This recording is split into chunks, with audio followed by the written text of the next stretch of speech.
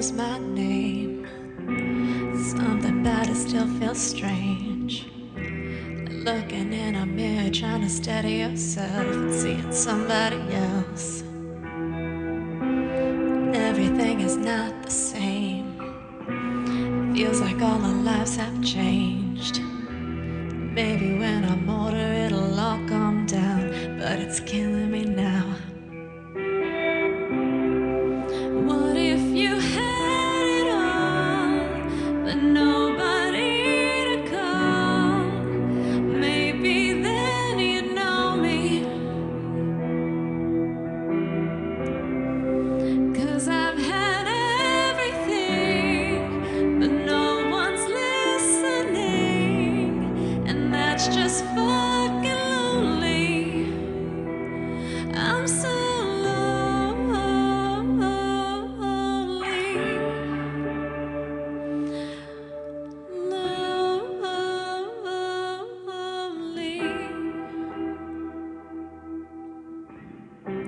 Everybody knows my past now, like my house was always made of glass. Maybe that's the price you pay for the money and fame at an early age. Everybody saw me sick, felt like no one even gave a shit. They criticized the things I did as an idiot kid. What if you had it all, but nobody to call? Maybe then you'd know me. 'Cause I've had everything, but no one's listening, and that's just fucking lonely. I'm so lonely.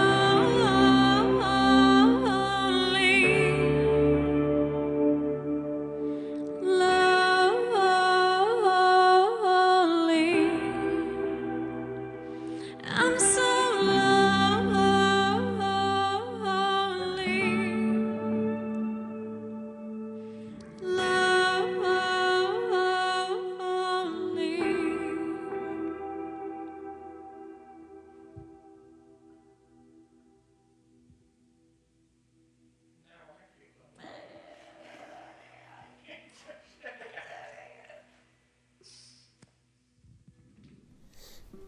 Hello.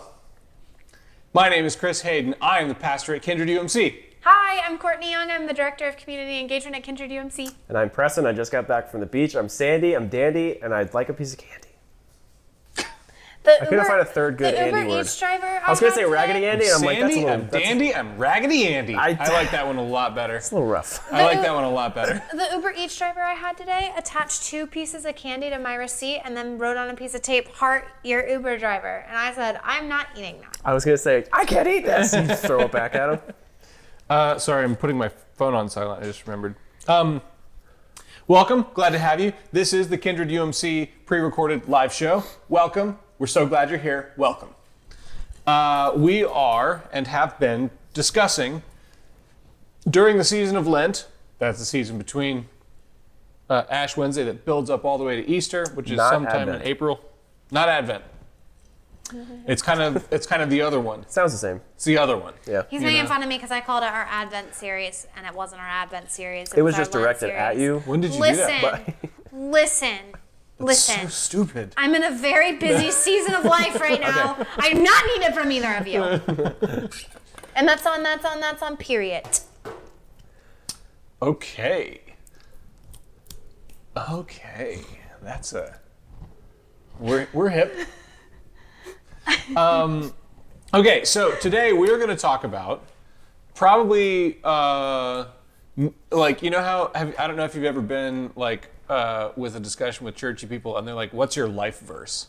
Yeah, well, You ever heard that? What's your life verse? being a Lutheran, you had to go through confirmation, so you had to have... A life modern verse? confirmation is you have your verse now. What's your life verse? I think it's the... You heathen. I can't remember. I really can't remember. I'll remember it. It's Crown of Life, I think. He'll give me Okay. the Crown of Life. That's not ringing a bell for me, but I'm sure it's in there somewhere. Like Courtney, what's your life verse? Mine's one in Romans, but I don't remember the numbers, so I have to look it up. Also, what date and time were you saved? If you don't know, then you're not saved. You're right. I think a week after birth. Yikes. Week after birth? Yeah. Okay. I guess I'm gonna go to that hell place then. Oh no. Yikes. Oh no. What if That's gonna instead be of so screaming sad for bikes- you. What if instead of screaming bikes, I screamed yikes? Like whenever I randomly felt like it, I went yikes! Have fun. Alrighty. Okay, back to the life verse. Back to the Bible. Were you trying to describe hell? Is that what you were doing? Yeah. Okay. No, I'm just very tired, so I'm very slap happy. So excuse. I am not a believer in life verses, Oh. and nor am I a believer in you have to know the date and time that you're saved, so that you know that you know that you know. I resent that phrase actually. Like I don't just think it's unhealthy. I resent it. I don't like it. It's very pushy and very wrong, I think. Anywho, but as far as like a very impactful and meaningful and defining passage for me, we're going to be looking at the one that really sticks out for me. The one that really like just hit me in the gut and continues to hit me in the gut I know what one this is. all the time. Can you take a guess? It'll be fun. What is it? Oh, there's a bunch of those in there, though. No. Come on, Preston. I know what it is, so I'm not gonna swallow. It's the most obvious one. What is it? We Yeah, already you did- we dumb already- shit. Yeah, thanks. There's a John 3:16. We've talked about this And that's before. numero uno. No, Oh, it's 17, you're right. So 8. All We already John. did that. Little John. That's some old shit. You're right. Philippians 4:16. not. No. Ephesians 5 verse 7. Wait. You're just making up numbers No. now. It's the woman at the well story. She's right. Oh, She's right. We already did. It's like I know you or something. Well, we did talk about this when we went Okay. to Collective. That's But what. I also knew it. Yeah. But I was gonna say that's why I didn't guess it. Cause I'm like, obviously it's that one. There must be another. Oh, now you Let's- want to retcon it. be okay. Obviously, Yeah, All right. obviously he knew it. Good job. Yeah, no, this one is is particularly meaningful to me. Why? And I think it has to do with sometimes Christians get really weird in the modern Christians don't know what to do with the miracles. Like either they go weirdo with them and they're like, there's demons and you gotta exercise and you have to use magical powers, otherwise you don't believe. Like they go into that place. Well, I was gonna, what? Or they go the opposite way where it's like, So bless you. sorry. where they go the opposite way where it's like, none of this really matters and this is all made up and it's all make believe and and I think one of the reasons that I really was drawn to, and I struggle with that too. Like I go back and I'm like, and the way that I reconciled that, and the reason I talk about Joseph Campbell all the time, it like that was the mechanism. I was like, oh, this is a myth that's getting at a deeper human truth. It doesn't have to be literally true. That's not really the question. Like that's how I reconciled that. But before I had that, before I had kind of made peace with that, this story portrays like a Jesus who's interacting with a person in like kind of a shitty social situation. And there's like hints at like a miracle thing, but I actually don't think that's what the point is. And more than that, it's just a very direct and honest and loving and empathetic conversation that ends up changing this woman's life. And like, and it ties back even to Genesis. That like this, the setup to this punchline goes back to Genesis. You know, like the first book of the Bible. So yeah. So anywho, what do you say we read it? It's a bit long. We'll read it. We'll get it, and then we'll start talking about it. Okay. Here we go. It's John chapter 4, verses 1 through 30. Goes like this. Now when Jesus learned that the Pharisees had heard Jesus is making and baptizing more disciples than John, John was the guy that baptized Jesus when we first started with the temptation in the desert thing. So Jesus is baptizing and making more disciples than even John, who was already kind of a pain in the ass for the Pharisees. Oh, the Pharisees are saying this, though? Yeah, the Pharisees are like, this guy Jesus is making all these disciples, even more than John. And you know how much of a pain in the ass John was. Well, I was going to say, does this come from tattletale rule following? Well, the Pharisees are literally lawyers. Yeah, okay. They are rule follower. They're law yours. You know, like they're lawyers, but with like Hebrew law. So we just wet the palate here. Oh God. Although it was not Jesus himself, but his disciples who baptized, he left Judea and started back to Galilee. So they were noticing this about him, and he's like, let's head back to Galilee before some shit starts, you know. Who? Jesus. Okay. So they're heading back to Galilee, but he had to go through Samaria. Now, Samaria is an important historical, there's some serious context. So, like, if you've been around church, you hear, like, there's the parable of the Good Samaritan and the Samaritan woman. But we never really talk about what Samaritans are. So when Jerusalem and Israel was conquered by Babylon, there were some people that were exiled and forced to go. And then there were some people that got to come back, and it created all these divides based on who left and who came back and who's the real Jew and who's the real, you know, all that kind of stuff. Samaritans were kind of like enemy sympathizers. But by this time, this was like centuries ago. But because of racism, like if you're a Samaritan, you are an enemy sympathizer. And you don't really get to worship God because Samaritans can't come to Jerusalem. So they set their own temple up. And so the Jews would have this belief that God is really in Jerusalem. And these Samaritans set up their own temple somewhere else. And they're enemy sympathizers. They're not real Jews. They're not real worshipers of Yahweh. And they set up some bullshit temple. And like, they're not really, and that's why the Good Samaritan parable is so kind of in your face. Because he's basically saying like, to these people, he's basically saying like, so an Al-Qaeda member is walking down the road and they turn out to be the hero of the story. You know, it's something that's really in their face, like somebody that you would just hate and not have any reason to have any compassion for at all. That's who Samaria is, okay? So they have to pass by Samaria to get to where they're going. So they're going through Samaria. Verse 5.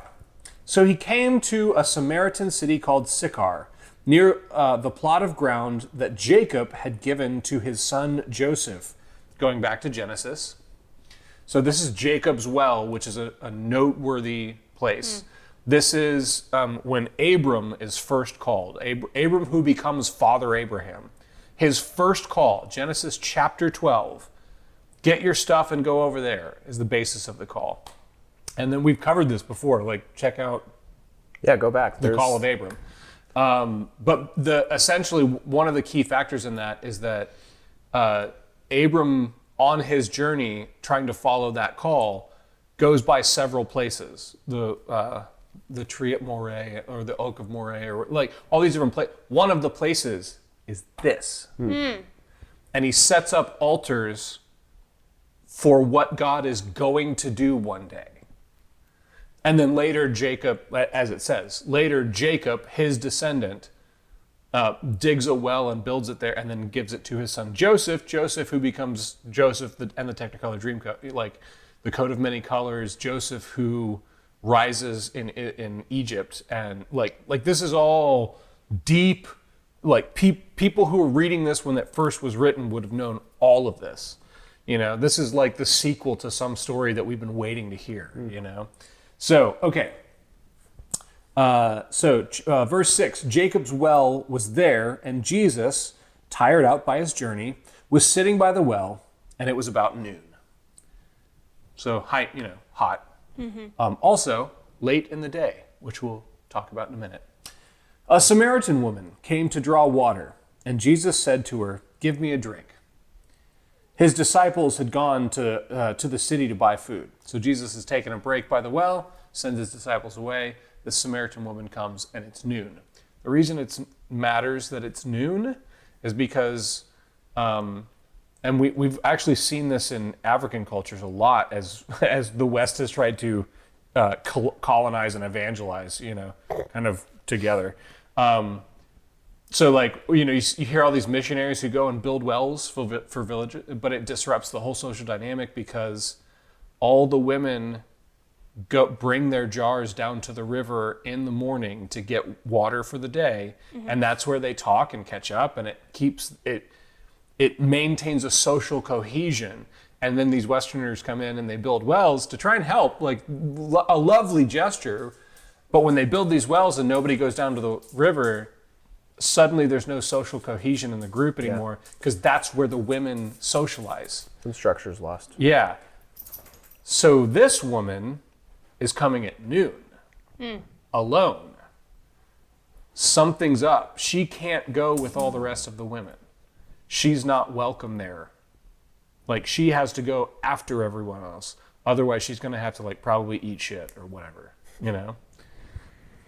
So, Jesus is there. She comes in, and he says, "Give me a drink."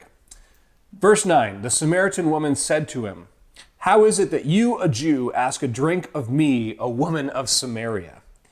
Jews do not share things in common with Samaritans. Jesus answered her, "If you knew the gift of God and who it is that is saying to you, 'Give me a drink,' you would have asked him, and he would have given you living water." Living water is not an uncommon phrase. There's stagnant water that has bacteria and viruses and all kinds of bad mojo in it. And then there's living water, which is moving water, running water. That water is safe. So this living water, he is making an analogy for sure, but it's also a real term. And he wouldn't have given you water from this well that stays. He would have given you running water that would have also been associated with this water is safe to drink, naturally occurring. You don't have to dig a well for it. It's just there, He would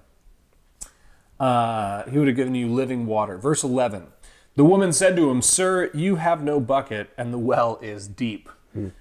Where do you get that living water? Are you greater than our ancestor Jacob, who gave us the well, and with his sons and his flocks drank from it?"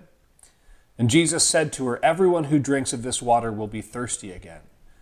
But those who drink of the water that I will give them will never be thirsty. The water that I will give will become in them a spring of water gushing up to eternal life." So it's a little bit like Nicodemus, which is someone else we talked about, where she's taking some things he's saying literally, and he's trying to make a deeper point that has to do with metaphor. He's like, no. This water is going to make you thirsty again. But what I'm offering will never run out. In fact, it will produce in you something that constantly feeds, constantly nourishes. So he's making this analogy about something deeper going on. Okay. 15, the woman said to him, "Sir, give me this water so that I may never be thirsty or have to keep coming here to draw water." Again, literally. Jesus said to her, "Go call your husband and come back." The woman answered him, "I have no husband." And Jesus said to her, "You're right in saying that you have no husband, for you have had 5 husbands," which is scandalous, just unheard of in the time. "And the one you have now is not your husband. What you have said is true." And the woman said to him, "Sir, I see that you are a prophet. Our ancestors worshipped..." Let's pause here. I see that you're a prophet. So I was hinting at the miracle, I think there's something less miraculous happening here. I think that this is a conversation where 2 people can actually be sincere with each other. That's what I think is being hinted at. But, there's a mysticism about it that's happening. Now we're going to go into that direction where I was talking about the Samaritans who can't go to Jerusalem to worship, and the Jews, and I say Jews on purpose because Jews are Jews from Judea. They're like the real ones, you know? Because Samaritans can trace their ancestry to Israel. Like they're Israelites too, genetically speaking, but they're not Jews. They're not real Jews. You know, it has this stigma. And it's because they worship in that fake temple and because they're fucking traitors and they're the worst people, you know? And so that whole where you can worship is about to come up, okay? So verse 20, she's kind of kind of rebutting him. So our ancestors worshipped on this mountain, but you say that the place where people must worship is in Jerusalem. Jesus said to her, "Woman, believe me, the hour is coming when you will worship the Father neither on this mountain nor in Jerusalem. You worship what you do not know," hinting at you had to build a temple somewhere else. Like you worship what you don't know because what you want to be doing is worshiping in Jerusalem. And so you worship hoping that it'll get there somehow. You know, you worship what you don't know. You worship what you do not know. We worship what we know, for salvation is from the Jews. Like he's just kind of like, that's the way we all understand it, you know? But the hour is coming and is now here when the true worshipers will worship the Father in spirit and truth. For the Father seeks such as these to worship him. God is spirit, and those who worship him must worship in spirit and truth. So this is something that a lot of people, I'm going to keep reading, but this is something that a lot of people miss. This is actually a very gracious and generous thing for a Jewish rabbi to say to a Samaritan woman. She's essentially, he's trying to offer her this gospel message, you know? And she comes back at him and says, "Oh yeah? You want to give me help? You want to give me living water?" Well, thinking it's a trap, I'm sure. Well, or and some kind of yeah, setup. you want to give me living water, you fucking Jew. Yeah. You know, it's probably how she's feeling. You say that our best attempt to try and connect to God is not good enough because we can't go to your fucking city. That's more what she's getting at. You say that our worshiping in this place is not good enough, and you won't let us go to Jerusalem where you say that's where it has to be. What are you going to do with that, Rabbi? That's more the energy here. And his response to her is, "You're right. You worship what you don't know. We worship what we know, because salvation comes from the Jew." He's like, yep, you described it exactly the way it is. But I'm telling you right now, all of that is about to, and indeed right now is changing. That your Father desires a more sincere and a more real and a more loving expression of worship. And he's essentially saying to her, all of your desire to connect with God is heard and accepted. Your desire to worship God, however, as best you can, no matter what, is accepted by your Father. And don't let anyone tell you otherwise. Because the Father desires worshipers who worship in spirit and truth, not some fucking building. That's what he's saying to her. You know, it's a very generous and gracious message that no other Jewish rabbi would ever offer to a Samaritan, you know. Okay. The woman said to him, verse 25, the woman said to him, "I know that Messiah is coming, who is called Christ. When he comes, he will proclaim all things to us." And Jesus said to her, "I am he, the one who is speaking to you."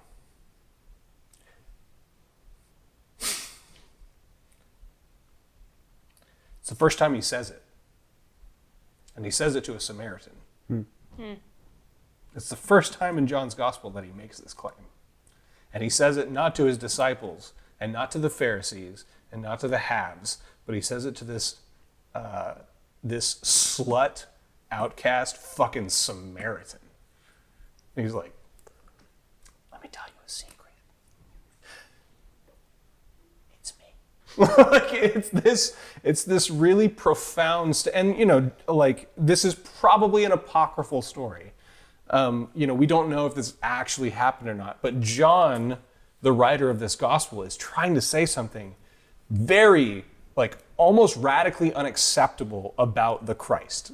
You know, it's like he didn't come for you people. Like, he came for people who are sick and in need. All you people who are like have it figured out, or think you do at least, all you like wealthy lawyers and Pharisees and Sadducees, and all you, you know, circumcised on the 8th day kind of Jew, like, who fucking cares? Like, that is not at all remotely what God is interested in.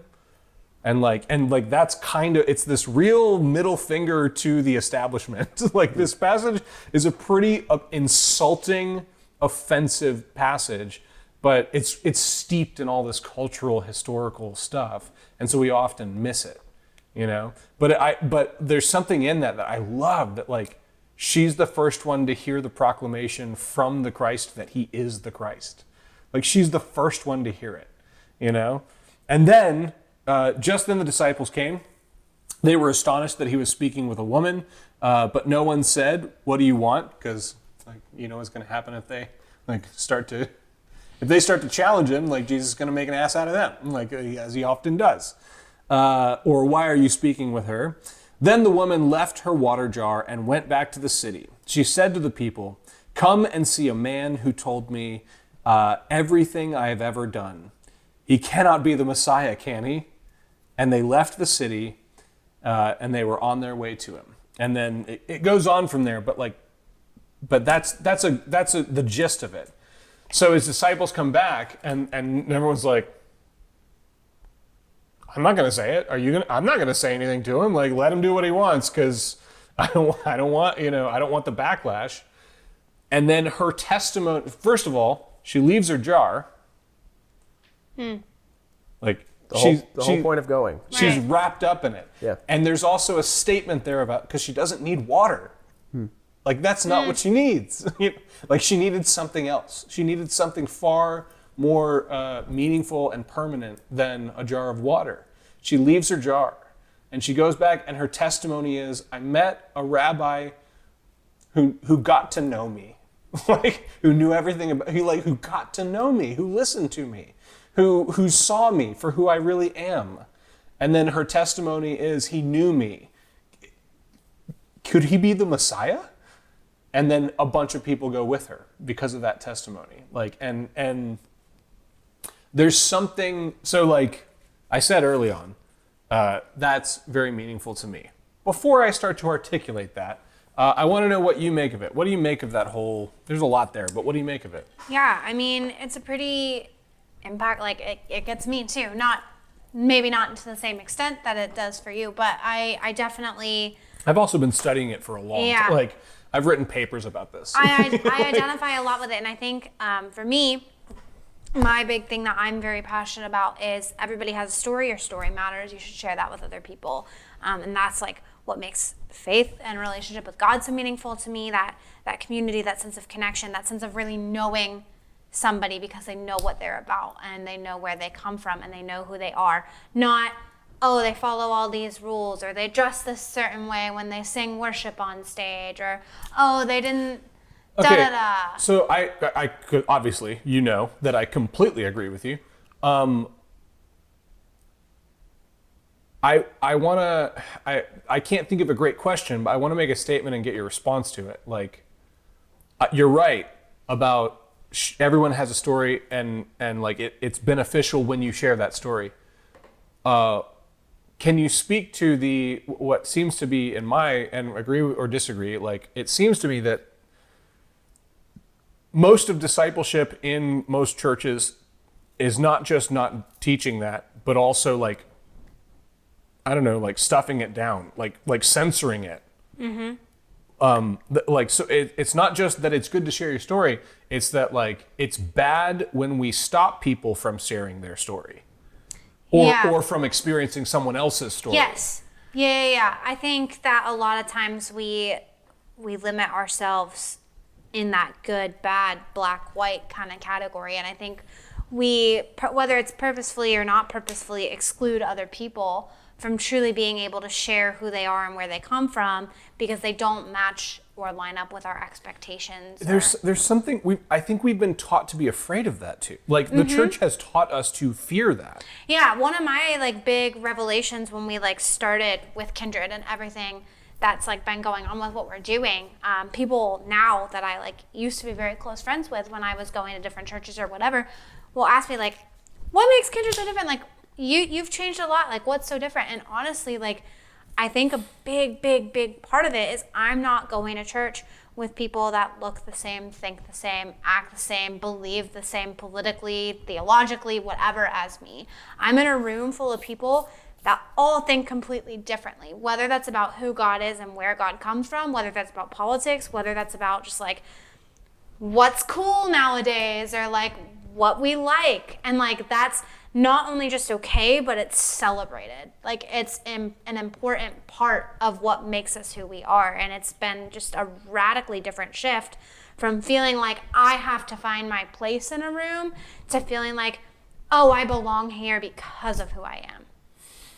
Yeah, I think there's something very, I don't know where it clicked into place for me, but one of the things that was very important to me as we were starting, like in the like I don't even know what this is going to look like phases. One of the things that was really, really important to me was, and we found kinship between you and also within just the broader like that first core group, you know.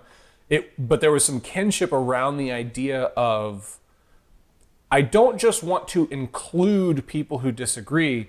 I want to genuinely hear like what's going, like how it works for them and what they're feeling and what they're thinking. And I genuinely believe that is not just like okay, but is incredibly valuable for everyone to hear. And not in a way of like we used to, when I was growing up in youth group, there was this practice in churches where they would have like like other spiritual leaders, like they would have a rabbi come to the church or have like an imam from a mosque in town come to the church. But it was always with this weird undercut of like, so you can know how to defend yourself. Mm-hmm. And it wasn't that active, but there was this subtle thing of like, edge. Yeah, subtle because we want you to know how to defend against it. Because one day you're going to go to college and some Jew's going to try and ask you to go to like it was this weird kind of. And I grew up in a very progressive church. I'm very grateful for my upbringing. But it's still an othering. But there is that, like the Christian church is kind of addicted to that othering. Well, nature. I think human. Yeah, you're right. You're right. It's a human condition thing. It's not just Christians. Yeah. Although we're pretty fucking good at it. Yeah. Like we're good at it. I think to come back to like what you were talking about with what we were looking for in that first like what the fuck is this gonna be? Like the two things I keep coming back to.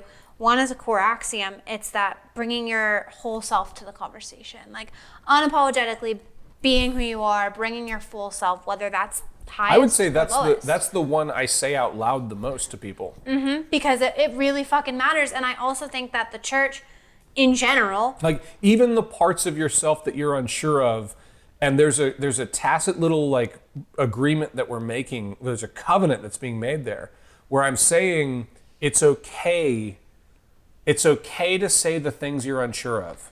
yeah. I'm not going to bite you. I'm not going to cancel you. I'm not going to like scorn you. Like I'm going to listen to what you're saying. I'm going to assume positive intent.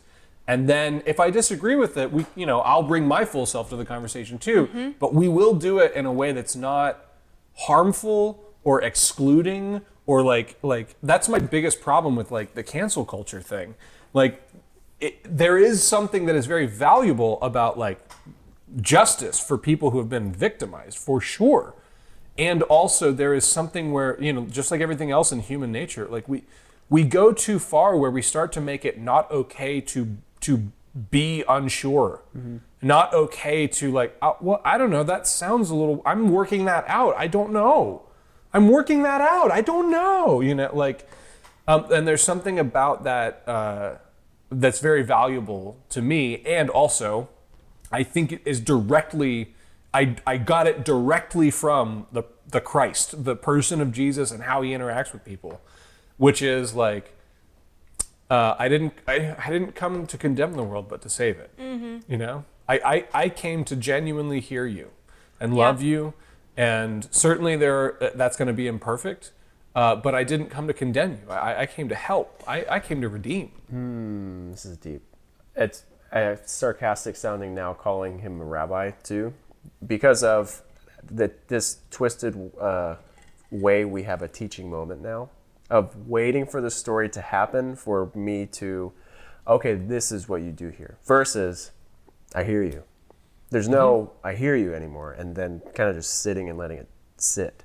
Yeah. There's always oh, I've done that before, or, you've got to do this for you to feel better. I would say my pastor growing up, and I'm going to talk a little bit of shit about him, but I love him to death, and he's done more for me than my own family in a lot of ways, like he's amazing. I don't mean to throw him under the bus, and also I think he would agree with me. He's a little addicted to teaching moments.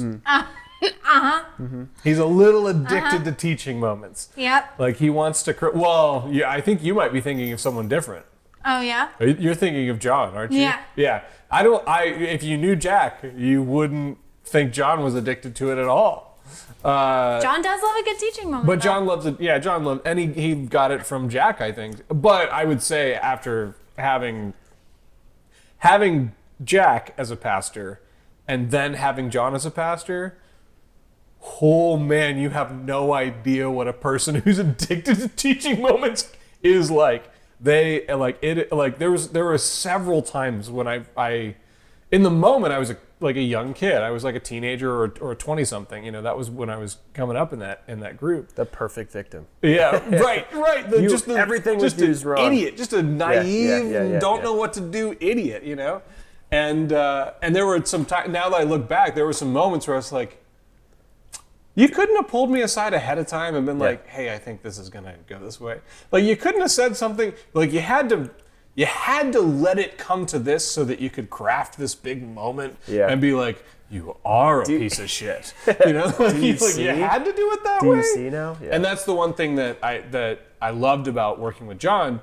To me, John was very good at, hey, I think you might be heading toward a mine. John is very good about actually teaching. I feel like it's more what I was getting at in that, like, John would definitely let you make the mistakes that you needed to make and would give you the autonomy to make those decisions, but he was also very good about, like... He would spare you from head wounds. Yes, and that's what when you say the word, like, teaching moment, like, that's... My head automatically goes to those kinds of teaching moments. Those are great teaching moments. I actually learned something from this. Teaching for progress versus teaching for a tickle, a little ego tickle of like, I need to know I still know this, so like, I'm going to teach you. Craft this moment. That was and I what would Jack say that's did. not really John. Jack would like craft these moments. It's very what's the V word? Vendetta. No. Victory. Vincent. It's so close. That's my dad's name. Valentine. Your dad's name's not Victory. No, Vincent, which means victory. If that was a sincere joke, that would have been brilliant. But instead, it was a sincere joke. You really going, it's not victory. You thought it was victory, though, didn't you?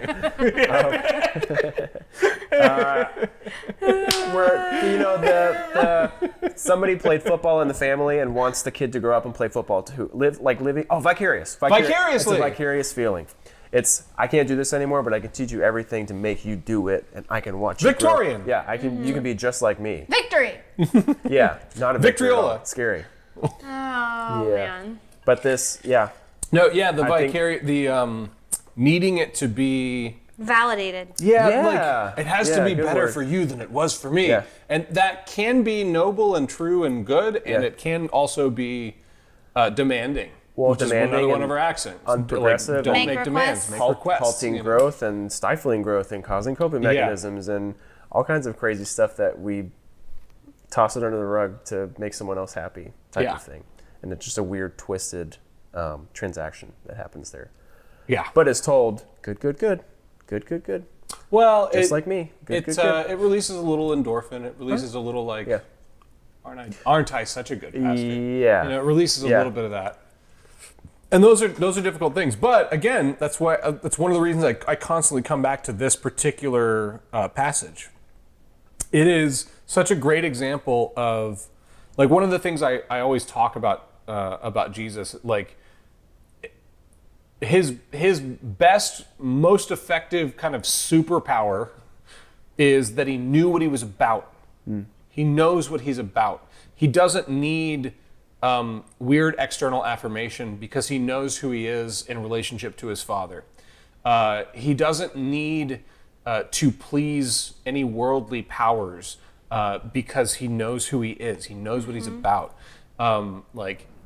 He loves the Father, and the Father loves his creation, and so he is willing to die to show the love of the Father to that creation.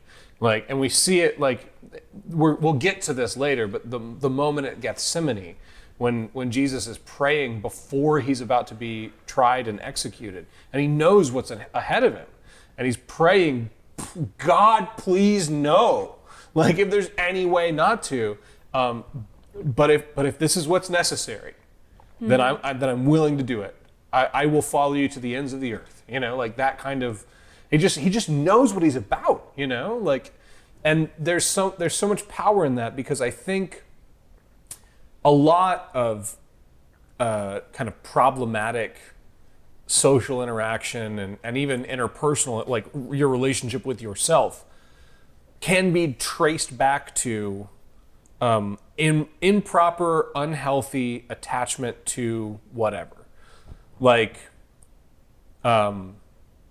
Who will I be if I don't win this award, or if I don't have the utter admiration of the everyone? Who will in I the be if I room, don't people or- please all the time? I was going to say, I have a funny example of coolness. Right. If you know someone's cool, they will never turn around and go, I'm a pretty cool guy. Because as soon as you hear I'm a pretty cool guy, okay. Something's, unless it's a joke and you get a little smirk after. Well, that's another way to be cool. Yeah. Yeah. To play with it, ironically. Yeah, but you are told you're cool. You're not allowed to claim. You can't be, I'm cool. That guy's not cool. Yeah. We all know it. Everybody on the knows boat. it. Nobody even has to say anything. Yeah. Everyone just turns around and walks away. Yeah. Yeah, and there is something to that. But the person who doesn't need that is genuinely attractive. And I don't mean physically or sexually attractive. Right. I mean holistically attractive to. God, I was with someone. This was on Friday. We were in the car and I was talking about somebody with we met their little sister recently. And I was like, she is really attractive. And I think I said cute because she is cute, but I was like, she is really attractive. And it got weird, and I was like, no, I don't mean, I mean attractive, not attractive, How attractive. magnets attract. Yeah. I mean attractive. She does, but as I was thinking about it's because she really did do a good job of putting off an air of I'm okay. I'm not demanding anything from you. I'm happy to be here. Right. Who are you? What are you like? This is what I'm like, rather than what do you have to give me? Right. Which is kind of socially what a lot of people are doing. Yeah. And again, it's this before you can help people like this, before you can be a blessing in this way to people who are on the outside and on the outskirts, before you can really effectively do that well consistently, the first thing you have to do is ground yourself and be rooted in something that is not this demanding external thing. Make your bed. It has to come from within. It has Clean to your be room. something. Clean your room. Well, yeah. Start with you first. Yeah, Start with step you first one, before clean your room. Before you help others. Everybody Yeah. has a room that they have some kind of control and authority over. And if you have nothing else in your life, then do your best with your room. Yep. And then proceed from there. Yep. But it teaches you it's okay to say no to things. It teaches you what you'd like to say no to. It teaches you boundary like issues. want what you want is such a hard thing to learn. Yeah. And again, it's because like most of the time, want what you want is rooted in, it feels like you're doing things you don't want to do in order to get affirmation or attention or people please or fill in the blank. There's just 1,000 different things you could say there. You know, it feels like you're doing things you don't want to do to try and fill some weird hole that's never going to be full. How about we focus on the hole? Like, how about we focus on that first? Absolutely not. Yeah, and then like that's painful. Avoid the void. Which is why we need the cross. Yeah. The cross is an invitation not towards like like I always make fun of Joel Osteen because behind him every time he preaches, he has a giant golden world. And it's like, there couldn't be a more like drastic and concerning symbol than a giant gold world behind this Bond villain who's preaching. Like this guy's like straight out of James Bond. Like he's Dr. No. He is like, it's so visually obvious to me, you know? And it's like, and to me, I'm always coming back to the symbol of the cross. Not that the cross has super magical powers or anything ridiculous like that, but the symbol of the cross is really, really powerful because like it was the sign of Roman authority through cruel, torturous death. It was the sign of like a naked person displayed for all the world to see, suffering their death for as long as possible. That's what the cross meant. And that was the sign of the cross. Like it's about the worst symbol you could think of. And like I've heard people talk about can you imagine if Jesus came, like it would be like if everybody was wearing an electric chair around their neck. It's like no. The electric chair, as problematic as that is, the electric chair is far more humane. Yeah. It really Even is. that, even as horrible as that is, it's far more humane than what the cross meant. Like you're not taking it far enough. Right. And that's why that symbol is so important, because it is so counterintuitive to go not towards like filling the hole, but towards like getting in the hole. You know, like getting in your wounded hole, you know? Like that is a hard thing to do because it's definitely gonna hurt. Like it's definitely gonna hurt.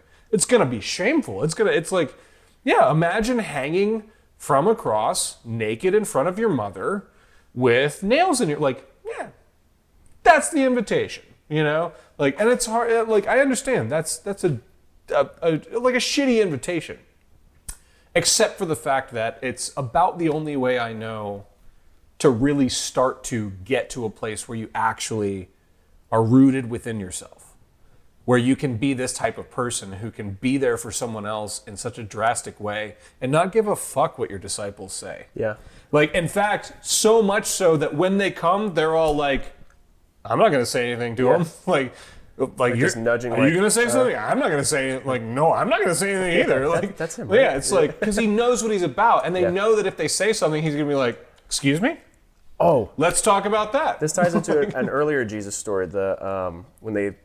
When Mary and Joseph forget he's back at the temple, they lose him, and he's back there. He's like 13 or yeah, something. and they're like, "Hey, where were you? You were supposed to come with us." And he's like, "I've been here." What'd you think I was? Yeah. Where else would I be? So like sure of it already that he makes Mary and Joseph feel stupid for even thinking. Like he knows what he's about, and he's kind of like going, you don't know what I'm about yet? Like, it's been 13 years. It's a little snark. You should know what It's I'm a about. little snark, but it's justified. Right. Like, Yeah. we're all in this together. We've been in this. When angels come to your mom and say, this is going to be something special, Yeah.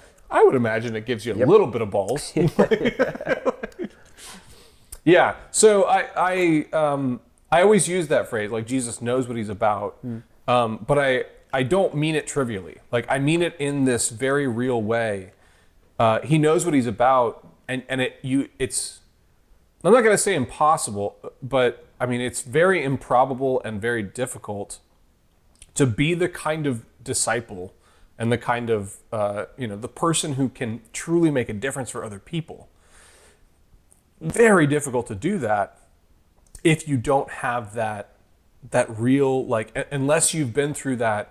I surrender to the hole inside of me. I surrender to the shit that I'm afraid to face. I surrender to the thing that, that's kind of been chasing me my whole life. And God, I hope that this resurrection shit is real. Because there's something about that process, and that is the Christian process. That is the Christian discipleship process.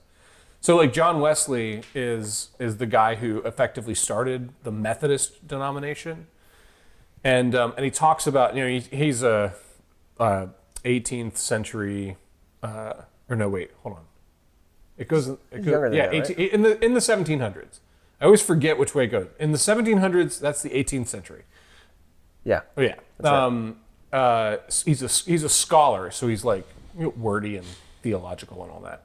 And he talks about sanctification, which is sanctifying grace. It's the like once you're saved, you're not done. Like you keep growing, and like God is perfecting you, and you're cooperating with the Holy Spirit, and your life is being transformed. But people always skip over the fact that he talks about, and he makes it very clear all the time, that the primary action, at least from our perspective, like the primary action is on God. God is the one who's doing the changing. But the primary action from the person is not like effort or like learning or like study your Bible or like pray real hard. It's faith. It's like an act of surrender. Like the primary action for the person is to surrender to the work that God is doing in you. It's a counterintuitive. It's a weakness that is a strength. It's a dependence that is an independence. And it's all the it's the death that leads to life. So yeah. So my main message, maybe in all of my life, is that counterintuitive nature. Mm-hmm. Like in order to be the people that we ultimately desire to be and that God wants us to be, it's not going to come through like learning and having the right answers and being the coolest guy in the room or whatever, but instead it's going to come through that counterintuitive like surrender process and trust that God is going to have the resurrection on the other side. I like that. It's not a checklist. Yeah, there's no amount of checks that's going to cover this balance. Yeah. That was a really bad pun, but it worked. No, it didn't. But, it's a spectrum. Like, this is happening, and it's going to be happening. It's always happening. So, like, this story is like a nice little pie slice in that huge circle of happening of, yeah, man. Yeah, I know it's favorites. like, yeah, I know it's like this. Yeah, I know it's come to this. Yeah, it's like that. That's exactly right. You're right. You're exactly right. But something new is happening. But, yeah. Something new is happening now. Yeah. Like, and that newness is kind of available at every... Like it's an everlasting and ongoing reality that is at our fingertips. Like and that's the kingdom of heaven is at hand. It is within reach. It is right there for the taking if you would just enter into it. I wanted to touch on the slut shaming is the wrong word, but it's kind of what's happening here with something like this. Yeah, but that's definitely who this Samaritan woman would have been. Someone that is outcast or whatever, but in more of a personal sense, and maybe really personal for me, but liking your own things and like equating it to self-fulfilling prophecy type of thing being bad language. So like, you got to do your checklist and be good. Go to church on Sundays and get everything done and well and good. Everyone's happy, good to go. You're going to heaven. Versus, I worship differently. Versus, maybe I go to multiple churches. I don't have to be a member at them. Why? Because is that a check I'm supposed to have? What's going on here? What am I doing that's not like? Why do we have to do the same thing? Checklist. So, the self-fulfilling prophecy being, I'm allowed to do what I'd like to do, even if it's not helping you be better at faith or whatever. Maybe because you're thinking on something that I'm doing is wrong, whatever it is. But there's this weird taint on self-fulfilling stuff of like, it's making me feel better. That's the point here. And once I feel better, I can help others feel better. But something has tainted the water here, no pun intended again. But of her being this, you're already an outcast to our society already. We're passing through, not really wanting to talk to anybody here. And our teacher is now gone to talk to you in whatever way of teaching us how to do this. The checklist is now thrown out the window. So this weird self-fulfilling of like, is he supposed to be doing that? Or can we even question that? Are we supposed to be doing that too? Have we been wrong That's this the whole other thing time? too. With like disciples who are following a rabbi are supposed to literally follow in his footsteps. Yeah. Like, so if anything he's doing, Yeah. there is a strong implication that, yeah, you're on, damn guys. right Yeah. you should be doing Come it. on. Yeah, right. okay. Yeah, it's not just we shouldn't say anything. It's Yeah. like, we're supposed to do that? But you see what I'm getting at with this story too. It's a weird look at, we've been doing it wrong the whole time, guys. Yeah. Oh, yeah. And I would say that's a lot of Jesus' message. Yeah. We've been doing it wrong the whole time. And Yeah. also, like we kind of started at some point here, that's not just a Christian thing, that's a human nature Yes. thing. Where we get to an extreme point of almost no return, and the prophet cycle happens again. Well, and the church seems to constantly go, like, we saw it with Jews in the BC, the BCE era. We saw it in the Israelite story, there's a constant cycle of like, oh, we're with God and everything's working. We get complacent because everything's working, and now we're not. And then we get addicted to like control and power and wealth, and then all of a sudden shit stops working. Yeah. And then we go, oh God, then the prophet cycle, yeah. and then we got, Yeah. and then we see it again with Jesus, and the church revitalizes under this Jesus guy, and we're and then you get to like 300, and then Constantine, and then the Holy Roman Empire, and then there's a revival in the Americas, and Yeah. then Puritanism and like legalism and all Yeah. that, like and like all these things that we can use to control. It's sky cake. It's the sky cake bit from Patton Oswalt. Like it. It's an easy. We made funny- up yeah. heaven in order to control other people. Is the idea? He tells it much more hilariously than that. Yeah. But it's this like we get addicted to controlling other people's behavior so that we can feel safe and comfortable. And when that's threatened, we will put you on a fucking cross. Yeah, and then it turns out how little God means Yeah. in the midst of Yeah. that, and then that falls apart, and then suddenly God is really important because we're desperate, and then things start to like work again, and then thank God for grace, I guess. Like thank God for people who are like not making it work and at their wits' end, because they like that's the place where God is at work the most. Yeah. If you really want to be a disciple and like learn what this means, like go find people who are at their wits' end and don't know what to do. Like God will be there. God will be there. And also maybe you're that person. Like maybe that's you. And take heart, because God is there too. And if you can't find a place that's great, then check out one of our disciple groups. Okay, I think we're probably done, right? Yeah. And it recorded the whole time. I'm so glad. Love that. All right. May the Lord bless you and keep you. May the Lord make his face to shine upon you and be gracious unto you. May the Lord lift up his countenance upon you and give you peace.